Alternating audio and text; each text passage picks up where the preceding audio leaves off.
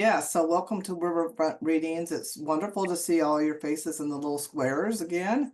And we have three good readers tonight. And so this really, I think we should jump into it. We would ask if you could put yourself on mute during the readings, but do feel free to make comments in the chat. That's always a nice part of doing the Zoom readings. So I'll go ahead and introduce John. Um, John Romagna, did I say that right? Romagna, yeah. Romagna, thank you. Learned to love poetry in high school when a teacher assigned the poetry of Yeats. He began writing after the death of his younger son, Tim, in 2012. Writing helps him stay connected with family, friends, and other writers.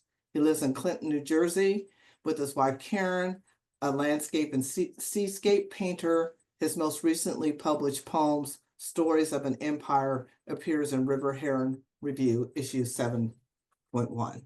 So let's welcome John. Thank you very much. And thanks to the members of Riverfront for inviting me. I'm grateful. And thanks to all those who've joined tonight. The first poem, I'm going to read mostly poems about my son, who passed away at age 21.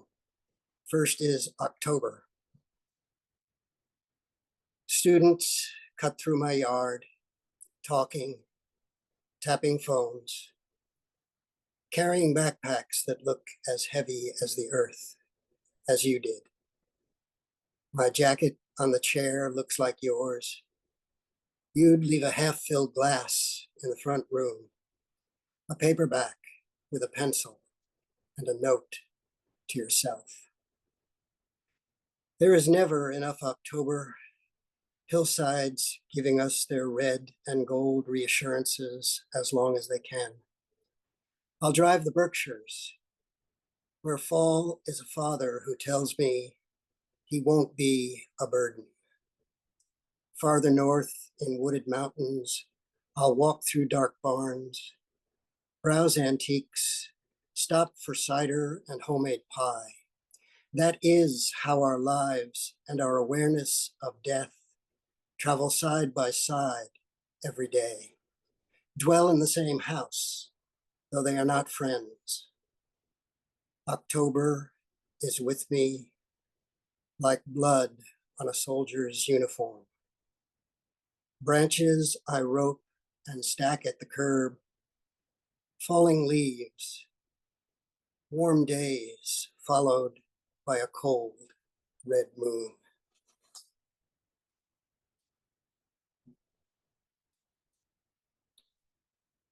Fishing. We never stayed long enough for you.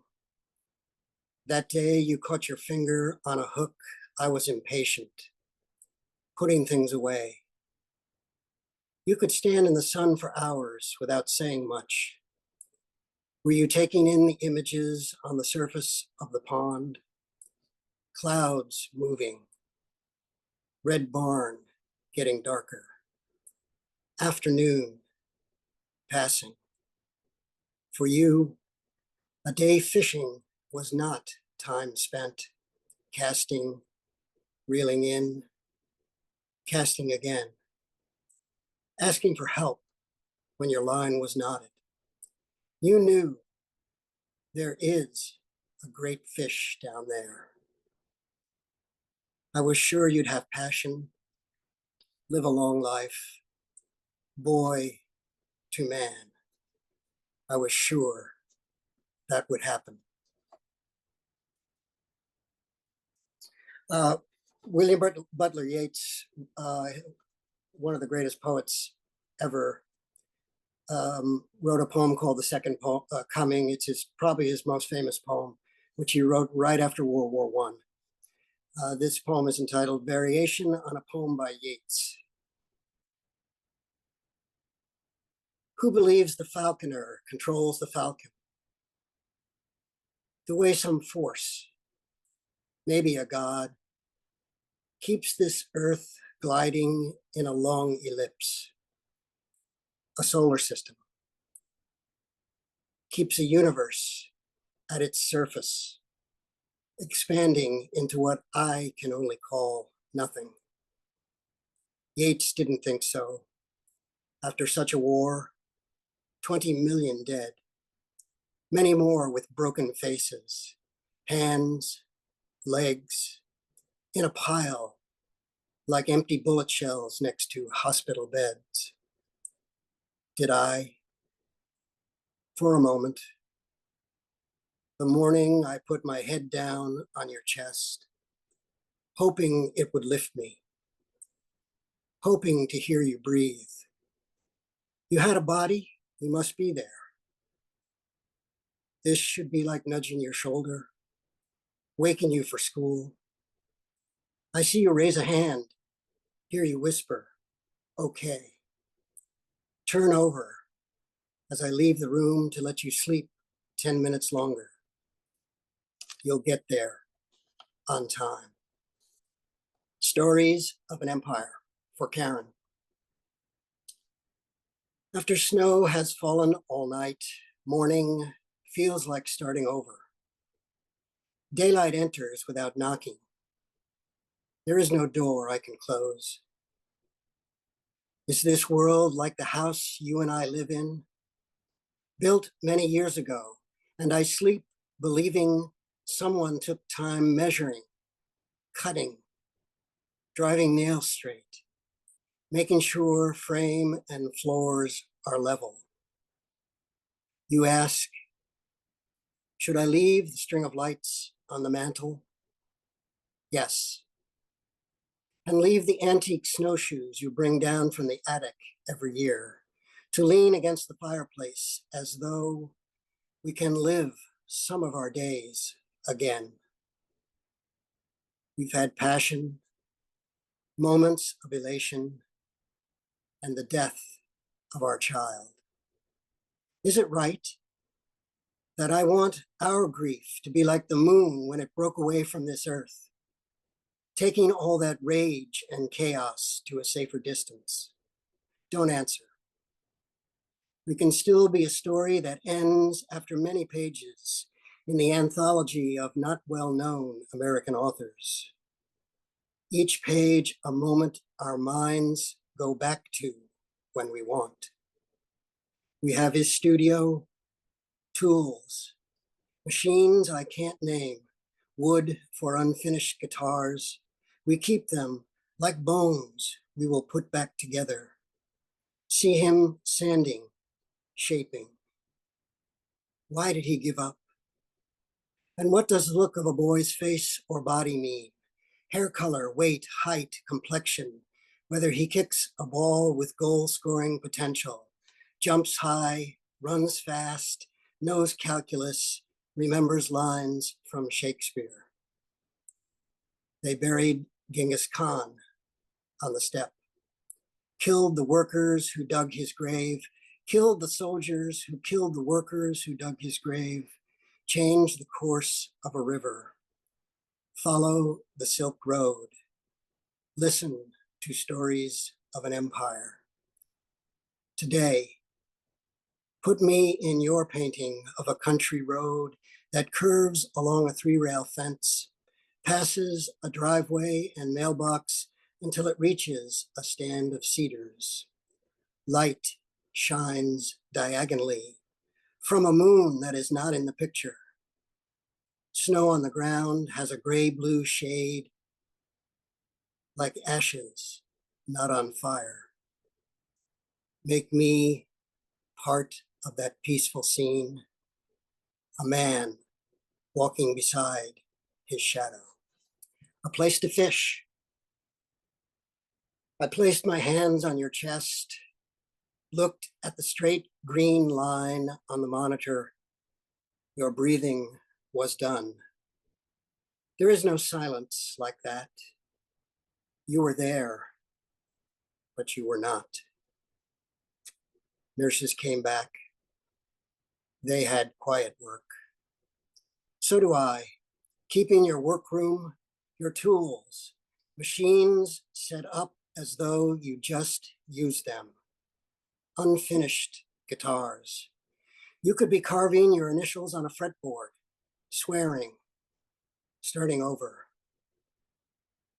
I drive the roads you drove in the country where joggers can run on the wrong side.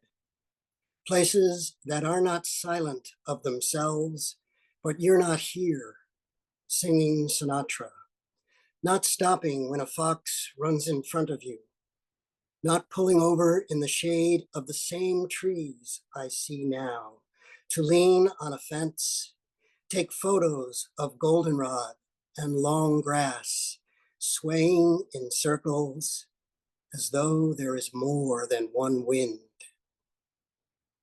You are not arriving at the bridge where the river flows beneath like antique glass.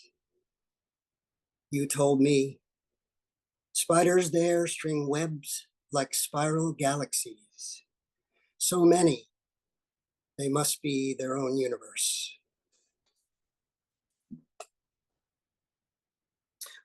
Tim spent many happy weeks in Australia and New Zealand. This poem is called Barrier Reef. Photos can make a life look flawless. You embracing friends, a background of endless sea and clouds. There is exhilaration facing winds. It wasn't like you to dare the sharks. You were not Alexander, leading an army across the plains of Persia, tearing down city walls as generals do, gaining respect after tactical battles. We forget. He killed his father to be a king. I followed you like fear, trying to get inside your mind. Nights you woke after midnight, walked outside, smoked a cigarette, sent a text. If the gravity of friends had kept you, scaling landmarks, capturing crowds. You told me you did not want your life to be the same as mine. Few have recognized me for what I've done. You would have been here when my mind put stories of my life in the wrong place, when I have memories but can't remember. St. Rupert is the patron saint of Salzburg, which I guess by now for the Austrians is simply a reason for a festival. This poem is called St. Rupert's Festival for Karen. We won't stand in front of our days as though they are statues in a garden. Come with me to Florence in the fall. Order the house wine at a family restaurant. To Galway, drive the coast. Find a quiet place, a cottage, where you should wake me, opening your art room door at 6 a.m. I'll hear your pencil scratching the pages of a sketchbook. September stays warm in Salzburg. Tour Mozart's birthplace. Linger at a table in the plaza. Listen to bands, watch young people talk, smoke, make phone calls, ride the bumper cars or carousel. What do they know that we should not overlook? Ask a server when snow comes down from the mountains, what time the fireworks start. Trees are taking back so many sections of the old city wall. Climb the hill to the fortress. Snap too many pictures of me, leaning on the tower's crenellations, next to a cannon, against a background of evening light, like match flames in the cirrus clouds.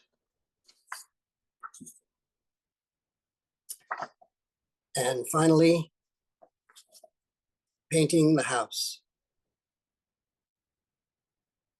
I would have as many gold and red hands as the maples in my backyard, knowing I can lose them each October. Or be like our house, with new gutters, seamless, wider than the old ones. The downspouts extend 3 feet from the foundation. Not to forget the paint job, off-white with gray trim, green shutters. The colors we chose last time. And we have the same painter, Paul, which makes us feel we can't go wrong. We'll be set for years. Once we put new windows and a new storm door on the north porch, the side that gets the worst of the weather. Tim, we keep one of your mugs for spare change. Your lacrosse stick and pads next to your desk. Beneath your drawing of the witches from Macbeth, looking scared, shielding faces with their bony hands. Their old hair looks like sideways rain. It's enough. You're here until we leave. Though Mom uses your room as an art studio, and I no longer pretend I might wear one of your shirts. Thank you. Thank you. That was terrific. Next up, we have Maria Vasquez Boyd. She is the producer of and host of Art Speak Radio, a weekly live program on 90.1 FM KKFI, Kansas City Community Radio. Since 2012, she's featured local and world-renowned artists, writers, poets, and playwrights. Boyd is a founding member of the Latino Writers Collective, a storyteller, poet, artist, designer, painter, and continues to exhibit her work across the country. Boyd's poetry book, The Weight of Recognition, was published in 2023.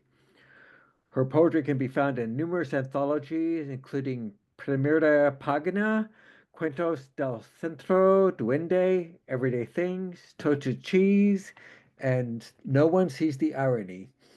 Please welcome Maria Vasquez Boyd. And I would add, she's my sister from another mother, so. Yeah, I swear to God. You're the kind, prettier one. I know, I was gonna say that about you, so.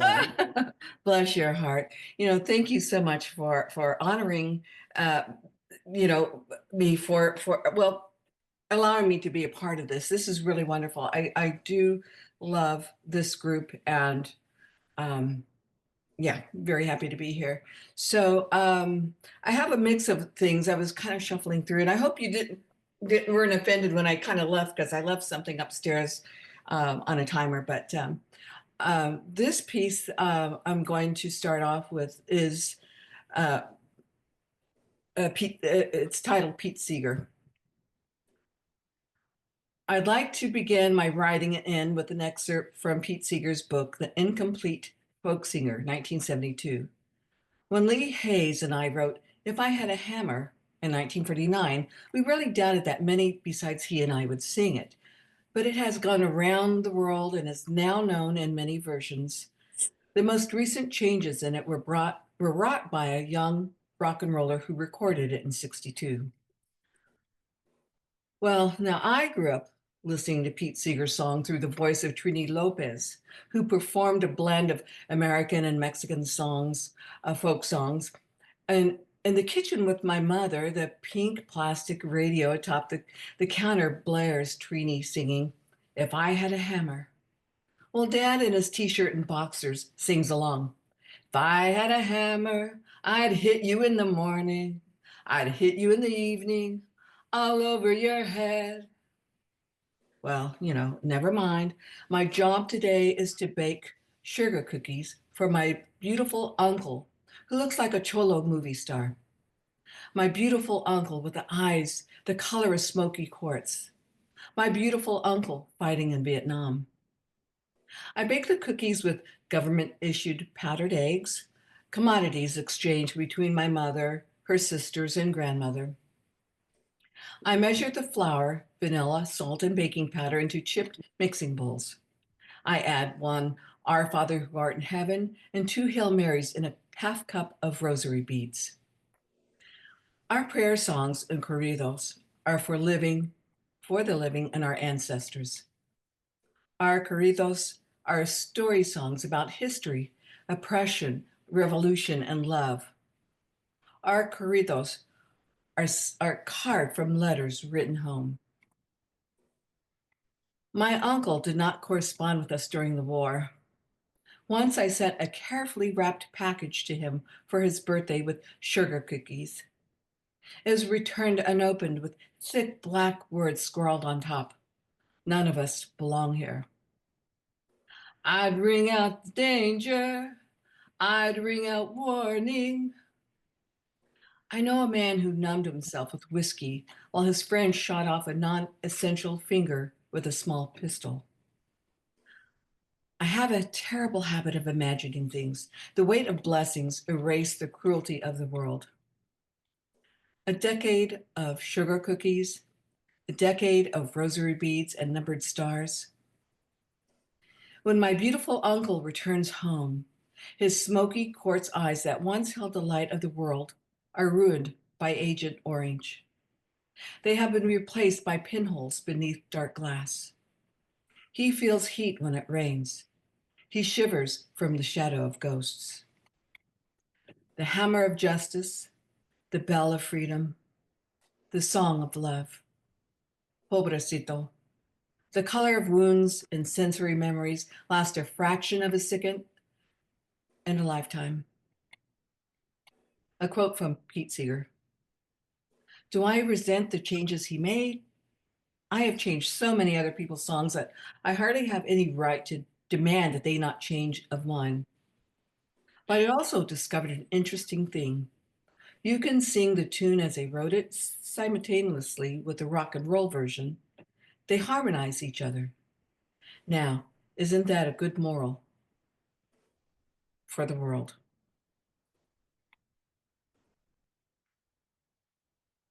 Sometimes I cry through that. Yeah. Jose knows I'm a crybaby when it comes to poetry. Yeah. Está bien. It's okay. Compass. We are looking for one thing. The direction you take is determined by the weather. When the cold arrived, I went north. Growth, light, decay is the lifeblood of nature.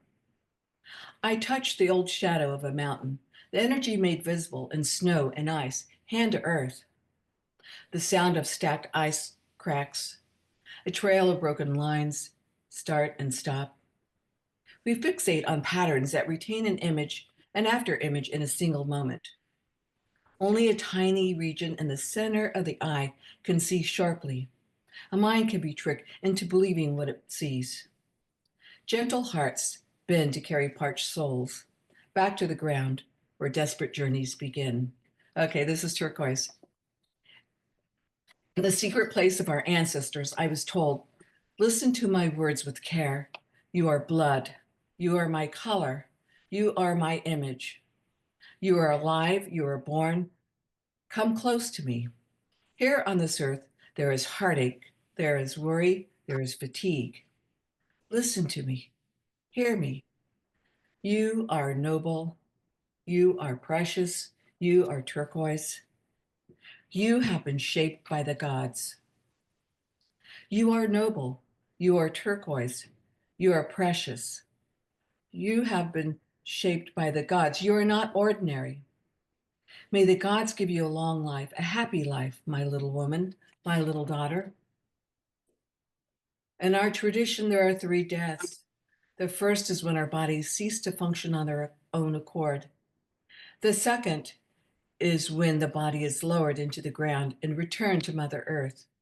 The third is the most definitive death, when there is no one left alive to remember us. I like, when I write, I like to be able to visualize it, and sometimes that makes it difficult for me to read, because I have to reread what I've just read, because yeah, I can visualize things. I think I know I've read this before, but you know what? I just like it. Familia. My grandfather, Rosalio, my grandmother, Guadalupe, brought 15 children into the world. Francis, Lucio, Sergio, Rosa, Ruben, Josefine, Esperanza, Rodolfo, Gloria, Geneva, Alicia, Emilia, Rita, Ricardo, and Tomas. Baby Gloria and Geneva remain as beautiful, innocent infants. My grandmother, with long silver braids, skin soft, the color of adobe, was born in 1909 in Leon, Guanajuato, Mexico. My grandfather, born in 1900, came from the land of sleeping volcanoes and miracles. We are from the land of the place where Our Lady of San Juan de los Lagos delivered her first miracle in the year 1623, restoring life to a child mortally wounded. A curandera cast a statue of Our Lady of San Juan de los Lagos in the Purepecha Way, plastering a mixture of juice from an orchid and corn. She laid the statue next to the child's body, and in a few moments, the child moved, restored to life. We believe in miracles. I was told by my father, Reynaldo Cortez, we come from generations of curanderas and healers. We believe in miracles. I am told by my mother, Rosa, that grandmother learned what she learned from her mother and her mother's mother, our ancestors. Once during a raging storm under indigo skies, my mother witnessed grandmother gathering dried palms that she placed in a clay pot on a table that she filled with photographs, copal, and candlelight. She carried the clay pot outdoors and lit the dried palms with a match. Grandmother offered the burning palms to the cardinal directions: north, south, east, west. Whispering to Ejocote, the god of wind, the end of birth is death, the end of death is birth. Paleta. You are the paleta for me, baby. I want you Michoacan style. I want you 100% natural. I want you in my mouth, pleasing, refreshing like the pepino con chile y lemon. You're my spicy love cucumber. It is true. I've had tortas, small tortas, big tortas, tortas fritas, tortas de aguacate, and tortas de jugo. Yet, it was the beautiful torta cubana that I met in Mexico City that made me who I am. Everything I wanted held in my hands that quivered with the end of hunger. But before I could wipe my lips clean, my torta cubana disappeared. All my tortas came from the streets, begging me to taste, caress them in my hands morning and night. I was bi-curious. I cannot say why. Then pastels tres leches arrived. One became three. The sweet milk, the whipping, me, the cherry on top, unashamed. Who surmised we could be so good, soaked in liquor? Pastel tres leches became popular. We attended ladies' events and afternoon teas and overzealous lactating affairs. But in case you were wondering, I left Pastel Tres Leches suddenly. I was infatuated, intrigued, but I wanted more. I wanted chupi chupi. My mouth may have strayed, but my heart remained true. You are the party in my mouth, my cool Mexican treat, my arroz con leche. You are better than those Colombian raspados, shaven and cold. You are better than those unsavory churros, too long, too thin, soft inside. A woman does not like that. We take turns nourishing one another on hot afternoons, you in my mouth. I fell in love with your flavors, the right blend of sweet, tart, and spicy. You were born from desire that arose from my craving. I want to be your tasty little chicharron, crackling to your touch. You once called me your spicy empanada. Fold me, turn me over, baby. I am your flor de calabaza. Take the sweet pastelito, pay tribute to my mouth.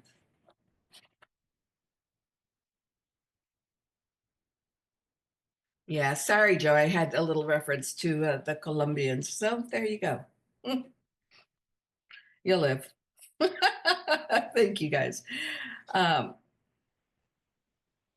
This is for my friend Robert, and it's fairly short and sweet, but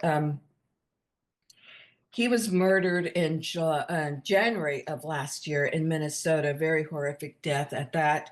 It made the news, but I wanted to honor him by writing this piece.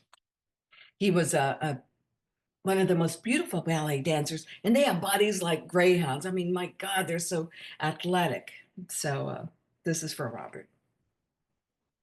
Graceful fingertips fold in prayer as he sleeps. His muscular form reveals an adept body for movement. In his light, plants with delicate flowers thrive. The dog that has not left his side all night reminds him of all that is good in the world. Sentimental eyes absorb laughter in a kind heart, clarity of mind and spirit. His demeanor reminds you of a rare and beautiful bird. Gently receive him. He is a gift from God. Azteca. I am your Aztec princess, goddess, patron saint of all unnatural acts that we perform under ancient constellations and temples.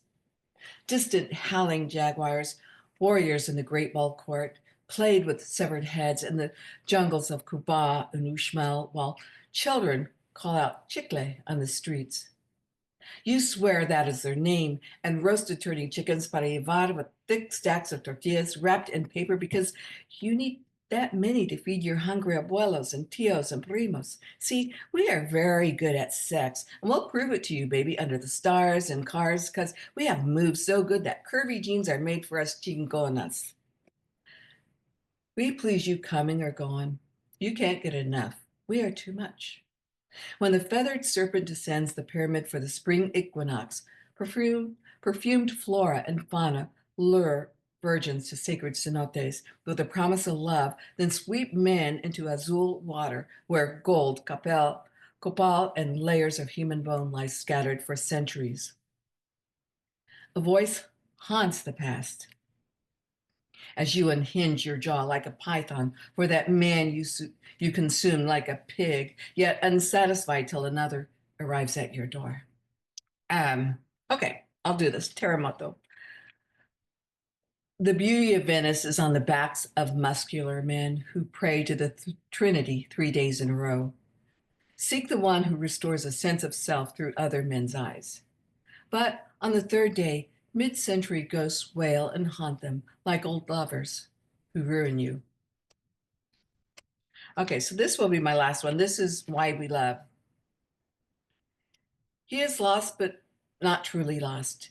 Desire is related to drive. Thus, he watches her like an imperialist as she sips wine in just her barely there papaya-colored dress. He believes love is a sad human condition, a noun or verb. The god Eros, the spirit of love who rose out of clatter like the scraping of bones between skeletons, he believes it's a matter of context. He understands placement, measures space occupied by women, how they loved implied interest in its crooked smile that passed for compassion. You know what that's like. Sometimes the human brain can get very lonely.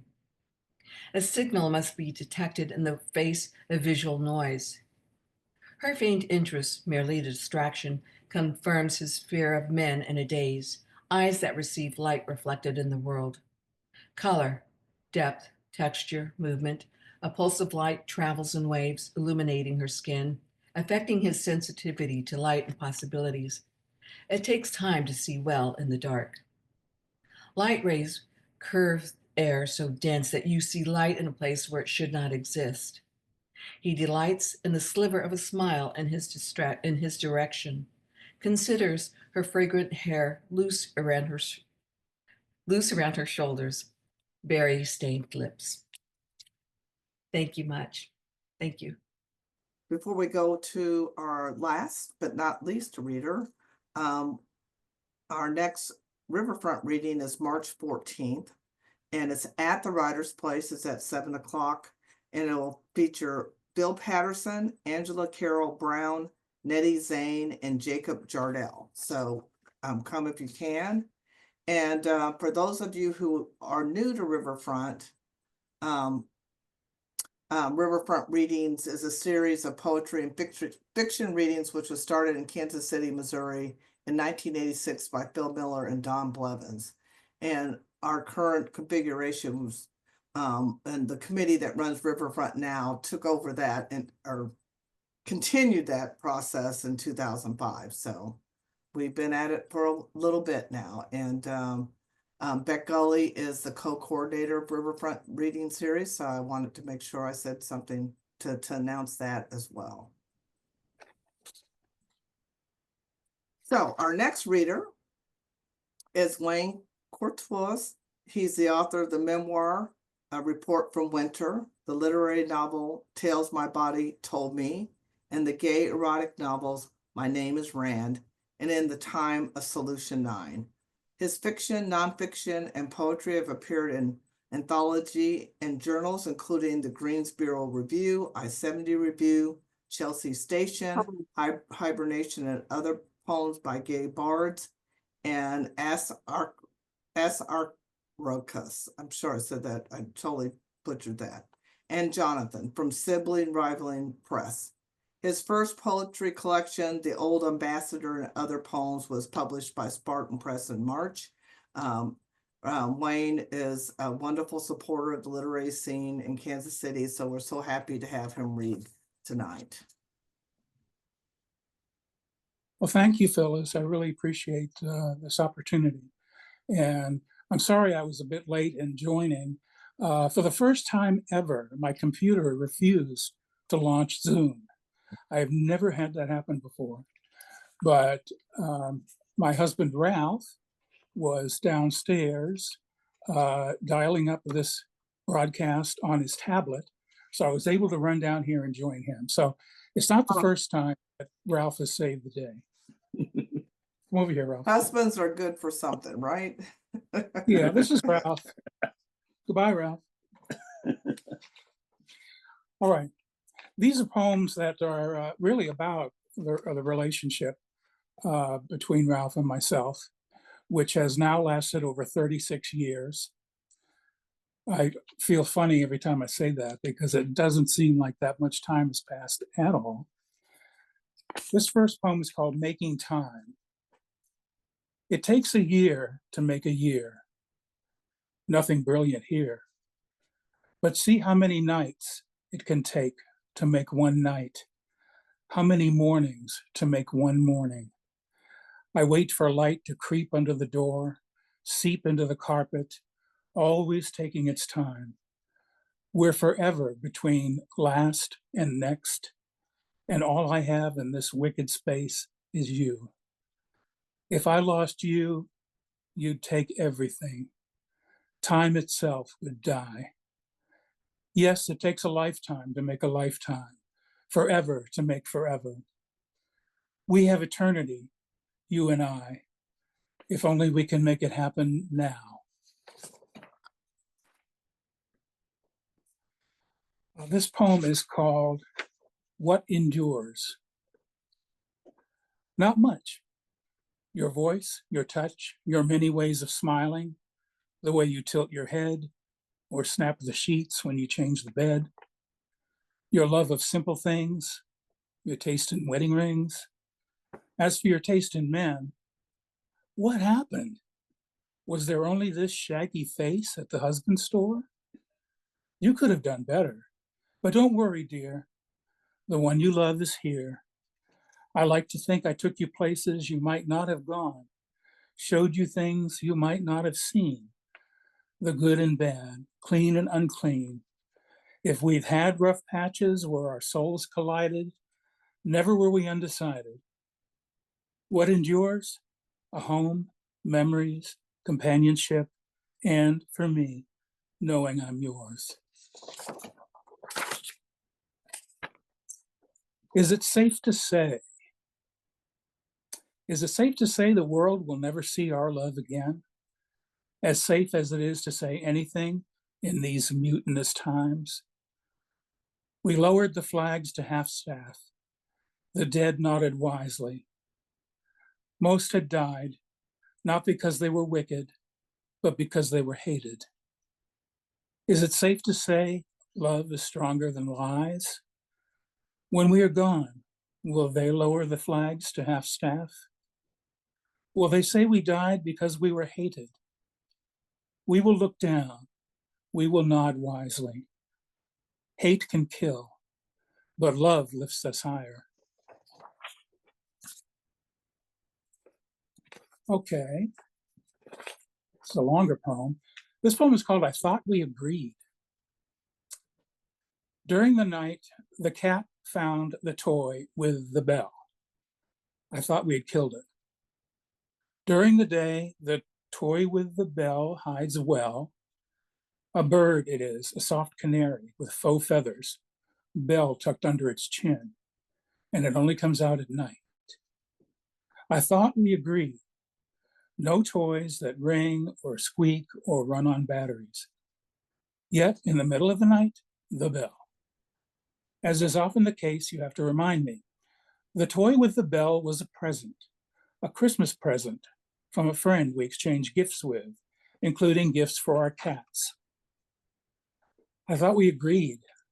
No friends with cats. They always give you things for your cat that wake you up in the middle of the night. This friend lives in a house large enough to accommodate toys with bells. But in our condo, a bell that rings in the living room can be heard in the bedroom, even when you're snoring and I'm wearing earplugs.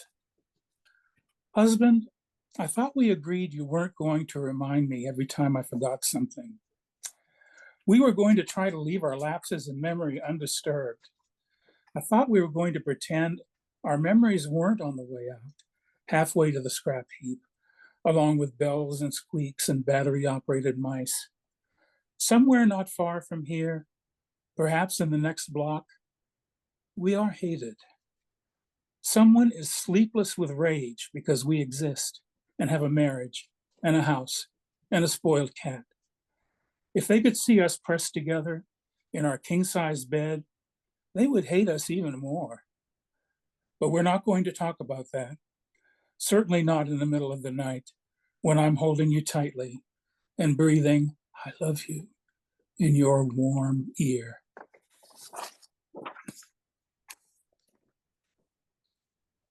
This is called Renewal. We peeled 16 years of magnets off the fridge door. Damn, it looked brand new. Sorry to part ways, Amanda. Tomorrow the Sears man is due. But what of you and I, my love? Say we peeled back our years down to fresh skin. Would we look so blank? In those first photos, our love looked unwritten on. We were too smitten to ponder anything beyond the next embrace. Two guys with emotional lives, already a few lines on our faces. I was 35, you a year less. We didn't guess how long love would last, or worry too much about times to come, beyond the hope we'd be safe, have our chance to engage in the relationship dance as far as we could, gay marriage, so unsinkable now, unthinkable then. I wouldn't return to those days of naivete and hunger. No need to be younger. I can wave at those guys from here. Instead, let's keep creating our mating, loving as we do, getting older, growing new.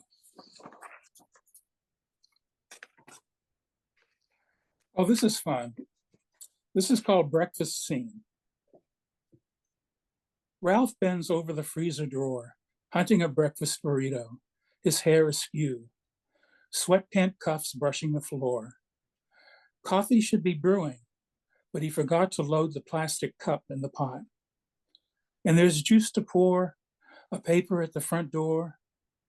Heading there, he passes the hall table with its unopened mail. The skewed corners of number 10 envelopes call to him. Bills, season tickets to renew, special offers. It's all due some attention. But look, in the hall, Max has been scratching in the litter box. There's litter on the floor.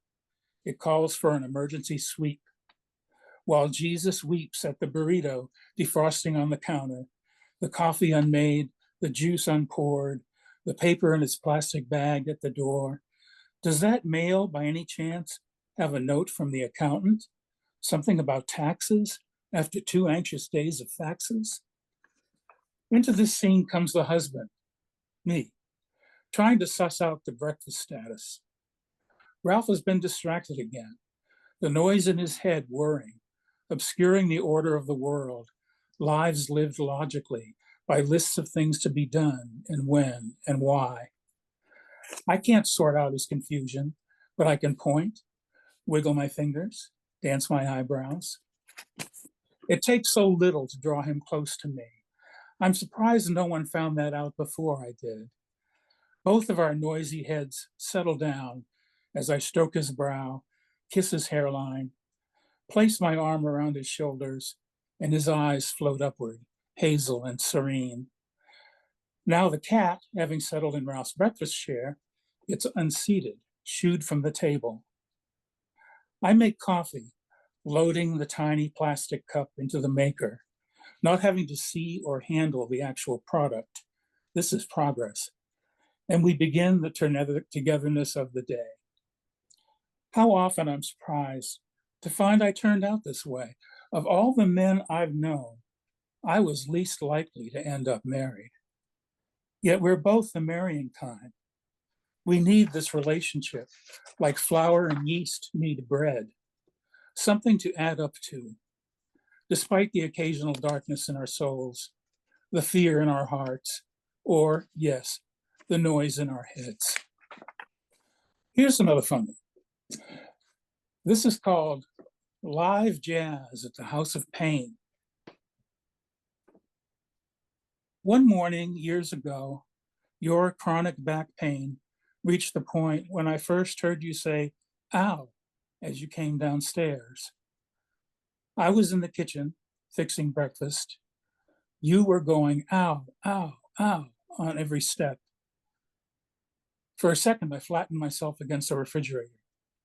Was that really you? I peeked through the kitchen doorway to see you seating yourself at the table. Ow, ow, ow, all the way down. I put a hand on your shoulder, kissed the back of your neck. From then on, whenever the pain struck, you went, ow. Though I hated to hear it, I understood. When your body starts to betray you, speak up. Soon enough, I had my own go-to gripes. Whenever my arthritic knee threatened to buckle, it sounded like, We made a pair loaded up with groceries, heading between car and house. Ow, ow, ow. One night, we're making up the bed, putting fresh sheets on, even though it's after midnight, past our bedtime, even on this Saturday. On the radio is Coltrane's A Love Supreme, the live Seattle recording from 1963 that sat on somebody's shelf until 2021, longer than our time between changing sheets. To Coltrane, we add our own soundtrack. Ow, ow. Putting a fitted sheet on a king-size mattress is like trying to put a condom on the Jolly Green Giant. Ow. Before I can say I need to sit down, I pitch forward, landing face first on the blue-green expanse, the color of sea and sky, perhaps the color of Coltrane's music. You okay? Just the knee, as usual. I struggle to sit up, but a fitted corner snaps free, trapping my foot. It sounds fuzzy, you say. The music. Well, I tell him, it was a live performance at a club, and the record was made from that Then the record is played over the airwaves. So we're what, 3 times removed? I recall a jazz critic referring to Coltrane's sheets of music, flurries of notes, like nothing heard before in his day. You sure know a lot about jazz, you say. No, I don't. No one does. It's like love. There's too much to know. Without warning, you cover me with a flat sheet, a gentle reminder that I need to keep moving if we're ever going to bed. I roll over, wrapping myself tight, bumping your thigh where you sit on the bed. This is a mess, I say, and you don't disagree, pushing your thigh against me. Ow, ow, ow, you say, but softly. I take the fetal position, my spine against your leg. The music stops, and I want to turn my mind off as well, knowing I'll only have the usual luck. There is too much, far too much to know. All right. Well, I'm going to read one more. It's a poem called Southmoreland Nights. And this refers to the early part of our relationship when we were living in the Southmoreland neighborhood in Midtown, KC. 1. Outside, below our bedroom window, a screen, a tenant mugged. Next day, I found Sam, the maintenance guy, shaking his head at the blood on the concrete. Yeah, he said, he whomped her good. Sam had 2 semesters of philosophy under his belt. One corner of his smile turned up, the other down, as he let a few more words hang between us in the chill autumn. She knew him. 2. Footsteps in our parking lot near the tiny swimming pool. Running steps. A man without a gun chased by a shooter. Pop, pop, like fireworks, distant but approaching. We dove for the lounge chairs. Better not to have a pool when you live next to a crack house. 3. New Year's Eve, and at midnight, the neighbors across the street come out on their porch, fire their guns, go back in, come out with more guns, and fire those too. Turns out they've got enough guns for several trips. They say Kansas City is the easternmost Western town. 4.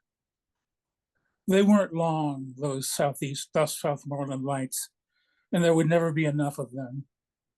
We lay in bed, holding each other, too tired to speak, our hands miming the words, baby, are you all right? Are you all right, baby? It'll be all right, I promise. Thank you very much. It's been great. I love being here. That was a great reading. And Maria, can kind of tell me how your visual art and your poetry work together? Well, it's really interesting because they do work together at the same time.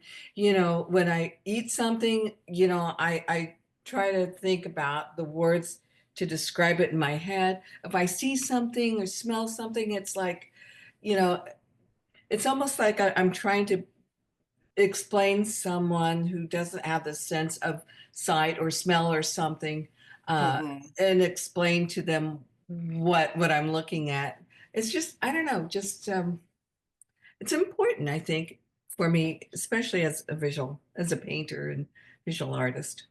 Mhm. Thank you. But I could see it in your poetry. Also, want to remind all of the readers, if you have anything to promote, do that before everybody signs off. So, Oh, yeah, I've just started reading your book, The Old Ambassador and Other Poems.